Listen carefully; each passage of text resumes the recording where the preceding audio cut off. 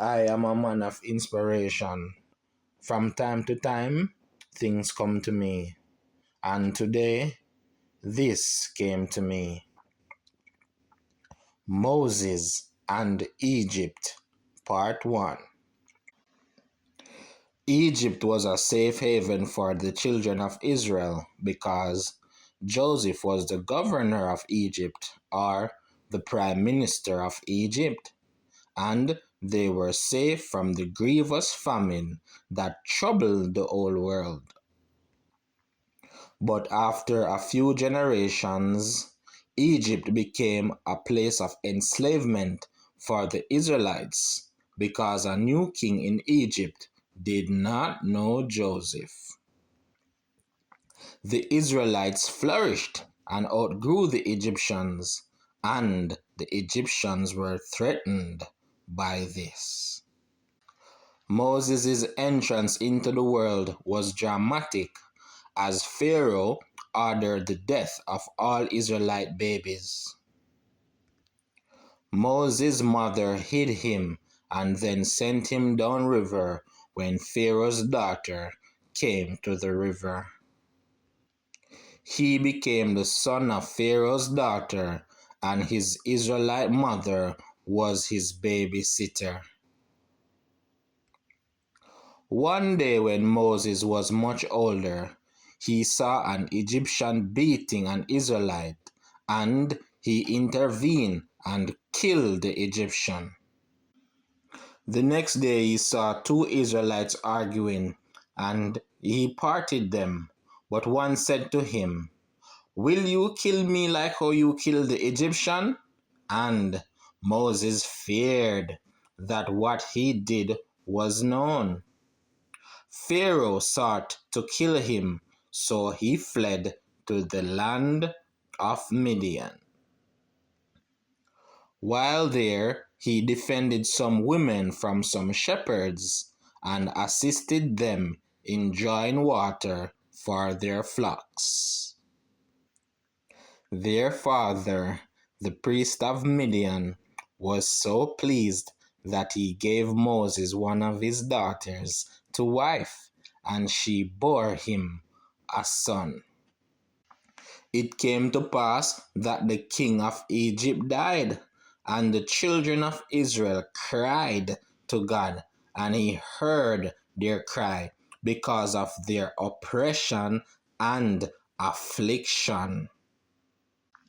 Now one day Moses was on the backside of the mountain when an angel of the Lord appeared unto him in a flame of fire out of the midst of a bush. And Moses, being curious, went over to look at it.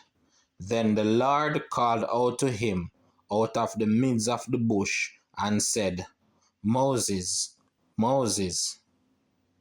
The Lord told Moses to take off his shoes because the place where he stands is holy ground.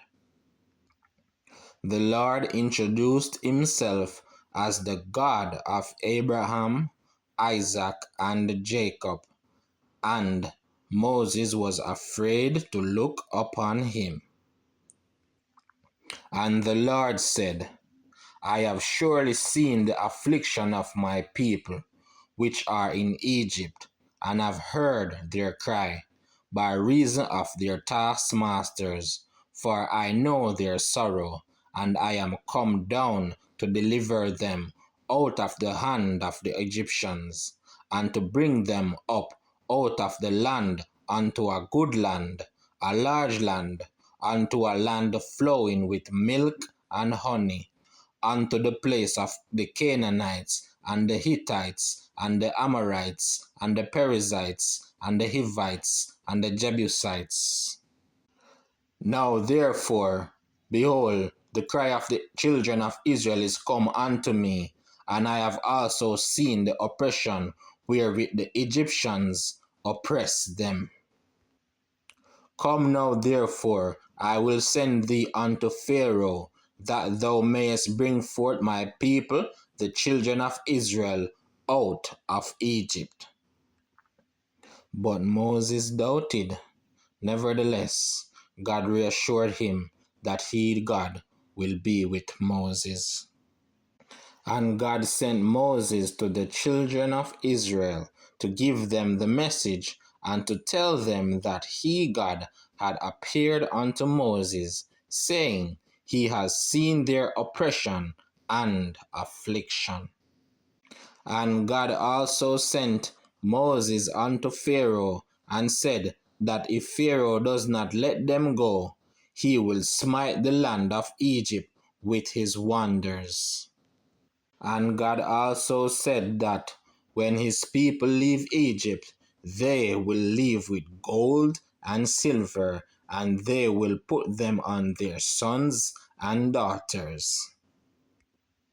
And Moses doubted again, but God reassured him by giving him 3 signs: his rod that can turn into a snake, his hand that can become leprous, and when he picks up water from the river and pours it out, it will be blood.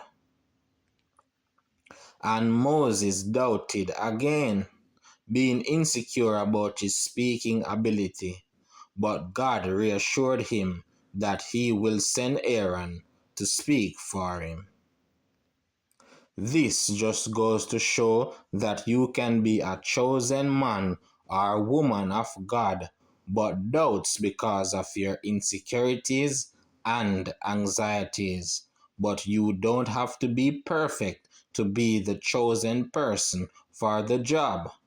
God can reassure you and will use you to accomplish His will.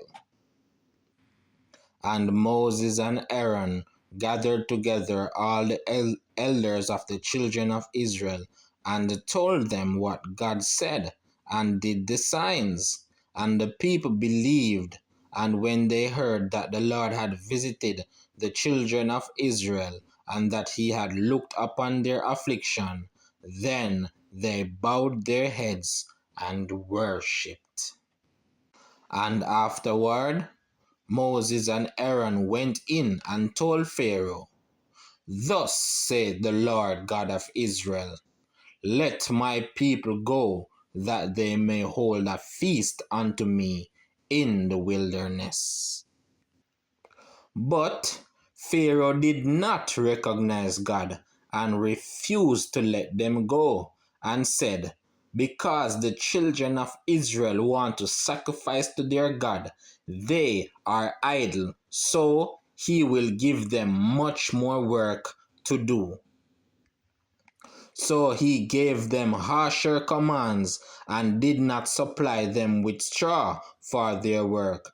No, they had to gather their own straw plus work. And Pharaoh did much evil in the sight of the Lord. And the children of Israel were upset with Moses, saying that he made Pharaoh to utterly abhor them. And even Moses got caught up into it and cried for the people to the Lord. Then the Lord said unto Moses, Now shalt thou see what I do to Pharaoh, for with a strong hand shall he let my people go, and with a strong hand shall he drive them out of his land. And God went on to talk about Abraham, Isaac, and Jacob, and about the groanings of his people in Egypt. God said he has a covenant with them, and he will give them the land of Canaan.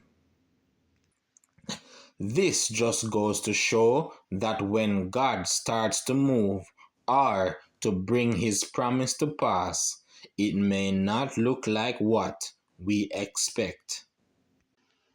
In reality, it may get worse before it gets better. Deliverance is a process. Sometimes in the beginning of your deliverance, it may be turmoil and confusion before you are fully set free. In part 2 of Moses and Egypt, I will continue the process of how the Israelites got their deliverance when God sends 10 plagues on Egypt, and then the exodus from Egypt, and then the death of Pharaoh.